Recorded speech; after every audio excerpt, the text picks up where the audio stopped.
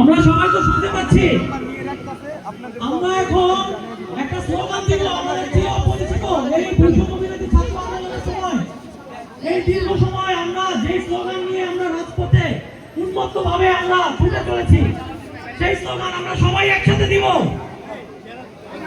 আমাদের মধ্যে উপস্থিত হয়েছে বৈষম্য বিরোধী ছাত্র আন্দোলনের কেন্দ্রীয় সমন্বয়ক জনাব আক্তার হোসেন ভাই। আমরা তাকে সেই স্লোগানের মাধ্যমে স্টেজে স্বাগতম জানাবো। দিয়েছি তো রক্ত, এবার হব শক্ত। দিয়েছি তো রক্ত, এবার হব শক্ত।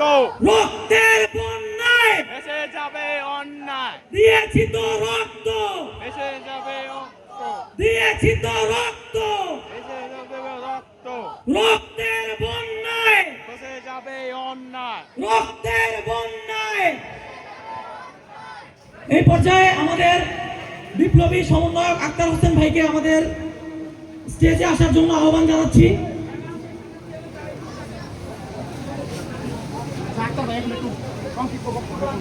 আক্তার ভাইকে স্টেজে আসার জন্য অনুরোধ জানাচ্ছি। এবং আলহামদুলিল্লাহ, আমরা এই যে সামনে আমাদের পরিচালক বন্ধু যারা আপনাদের দাঁড়িয়ে থাকেন, তাহলে পরিবেশ কি হবে বলেন ভাই? আপনাদেরকে তো নামাজের ডিরেকশন দিয়ে দিলাম, এই জায়গাটা খালি করতে হবে। এ পর্যায়ে ব্যাস পরিবার করে দিয়েছেন আমাদের 24-এর যোদ্ধা, 24-এর যোদ্ধাদের যোদ্ধা, অর্থাৎ আমাদের নাহিদ ভাই, সার্জিস ভাই এবং অন্যান্য যারা রয়েছে তাদেরও বড় ভাই তিনি আক্তার ভাই। কি বলেন, ঠিক কিনা? আক্তার ভাই আমাদের মাঝে আছেন। কিভাবে স্বৈরাচারের নিপীড়নে তিনি নির্যাতিত হয়েছেন আপনারা জানেন, তো ওনাকে ব্যাজ পরিধান করে দেওয়া হয়েছে। এ পর্যায়ে আক্তার ভাই থেকে আমরা বিপ্লবী কণ্ঠে এবং তার অনুভূতি এবং এই 24-এর যে অনুভূতি এবং যেই করণীয় বর্জনীয় আমাদের উদ্দেশ্যে ইনশাআল্লাহ বর্ণনা করবেন।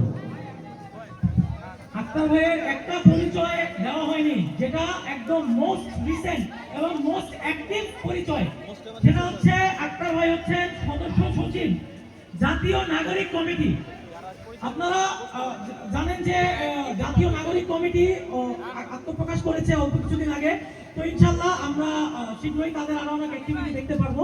তো এই পর্যায়ে আক্তার ভাইয়ের কাছে আমি মাইকটা তুলে দিচ্ছি। ধন্যবাদ।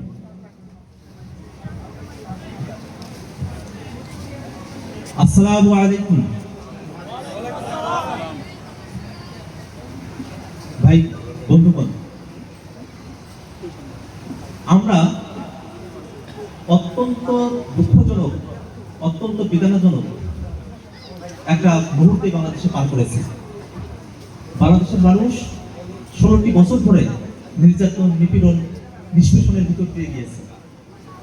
যখন আমাদের আর আসার কোনো জায়গা ছিল না, 24-এর নির্বাচনের পরে আমরা ভেবেছিলাম যে এই স্বৈরাচারকে, এই ফ্যাসিবাদকে বাংলাদেশ থেকে আর হটানো সম্ভব নয়। ঠিক সে সময় সারা দেশের ছাত্র, তরুণ, যুবক, বিভিন্ন শ্রেণী পেশার মানুষ, রিক্সা চালক, মজুর থেকে শুরু করে নিয়ে বিশ্ববিদ্যালয়ের শিক্ষক পর্যন্ত সকলে রাস্তায় নেমে আসলেন এবং এক বাক্যে তারা ঘোষণা করলেন যে স্বৈরাচার হাসিনাকে বিদায় নিতে হবে। স্বৈরাচার হাসিনা বিদায় নেওয়ার সময়ের যে কাল, সেই সময়কালে আমাদের হাজার হাজার অসুস্থ ভাইরা তারা হসপিটালে কাতরাচ্ছেন। ঠিক এই সময়টাতে আমাদের সামনে একজন ভাই বসে আছেন, যিনি পা নাড়াতে পারেন না, নিজের মতো করে তিনি হাঁটাচলা করতে পারছেন না। এখানে কয়েকটা শহীদ পরিবার আছে, এত ছোট ছোট ছেলে আমি দেখলাম, 13, 14, 15 বছর বয়সের ছেলেগুলো তারা শহীদ হয়ে গেছে। এবং এই যে 13, 14, 15 বছরের এখানকার যে মানুষগুলোকে আমি পেলাম, এই ছোট্ট শিশুরা, এরা কিন্তু পড়ালেখার সাথে ইন্টারেস্ট ছিল না, অর্থাৎ সরকারি চাকরি পেতে হবে সেই চাওয়া কিন্তু তাদের না। সরকারি চাকরিতে তোরা থাকলেই কি বা না থাকলেই কি, তাদের কোনো কিছু যায় আসে না। কিন্তু তারপরেও এই মানুষগুলো, এই ছোট ছোট বাচ্চাগুলো এসে এই আন্দোলনে জীবন দিয়ে দিল। সেটা কি এমনি এমনি? অবশ্যই তার জীবন দেওয়ার পেছনে, আন্দোলনে আসার পেছনে একটা বড় লক্ষ্য আছে। তা হলো এই যে বাংলাদেশ পৌঁছে বলে দুর্গন্ধ ছড়িয়ে গেছে, আমাদের এই বাংলাদেশ আর চলবে না, আমাদেরকে নতুন এক বাংলাদেশ নির্মাণ করতে হবে। এটাই তো চাওয়া সবার, নাকি? আমরা যখন এক দফার ঘোষণা দেই, তখন আমরা বলেছিলাম যে ফ্যাসিবাদী ব্যবস্থার বিলোপ এবং নতুন রাজনৈতিক বন্দোবস্তই হবে সামনের দিনের বাংলাদেশ। হাসিনা ফ্যাসিস্ট বিদায় নিয়েছে, কিন্তু এখন পর্যন্ত ফ্যাসিবাদের নানা উপাদান বাংলাদেশের কোর্ট কাছারি সচিবালয় থেকে শুরু করে নিয়ে থানা পুলিশ পর্যন্ত গ্রামে গ্রামে পর্যন্ত ফ্যাসিবাদের নানা উপাদান রয়ে আছে। আমরা যারা এই ফ্যাসিবাদের উপাদানগুলোকে আঁকড়ে ধরে বাঁচতে চায় তাদের উদ্দেশ্যে এই সমাবেশ থেকে ঘোষণা করছি, যদি কোনো ব্যক্তি ফ্যাসিবাদকে কোনোভাবেই বাংলাদেশে আবার প্রবেশ করার মতো পরিস্থিতি তৈরি করতে চান, আপনারা সাবধান থাকুন, বাংলাদেশের মানুষ কিন্তু আপনাদেরকে ছাড় দেবে না। আপনারা যদি মনে করেন সংস্কৃতির নামে ফ্যাসিবাদকে নিয়ে আসবেন, অবশ্যই ভুল করবেন। সংস্কৃতি আর কারো একার কোঠরে থাকবে না। সংস্কৃতি বাংলাদেশের মানুষ যেভাবে চায় সেভাবেই নির্ধারিত হবে। স্পষ্ট বক্তব্য হলো, আমাদের শহীদেরা তারা জীবন হারিয়েছেন, আহতরা অঙ্গহানি হয়েছে, অনেকে আন্দোলনকারীদের জীবনের ঝুঁকি নিয়ে তারা আন্দোলন করেছেন। আমরা দাবি জানাতে চাই, যারা এই আন্দোলনের সময় গুলি করার হুকুম দিয়েছে, যারা গুলি করেছে, যারা লাশগুলোকে গুম করেছে, লাশের সাথে মানবেতর আচরণ করেছে, তাদের সকলকে যেন এই বাংলার মাটিতে বিচারের মুখোমুখি করা হয়।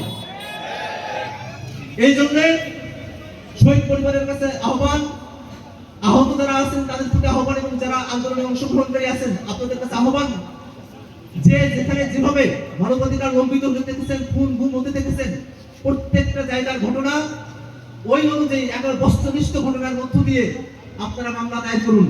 আমরা বিচারিক প্রক্রিয়ার মধ্য দিয়েই তাদের শাস্তি নিশ্চিত করতে চাই। ভাইরা, আর বিপুল কথা বলবো না, আপনারা একটা অন্য মেজাজে আছেন আজকে।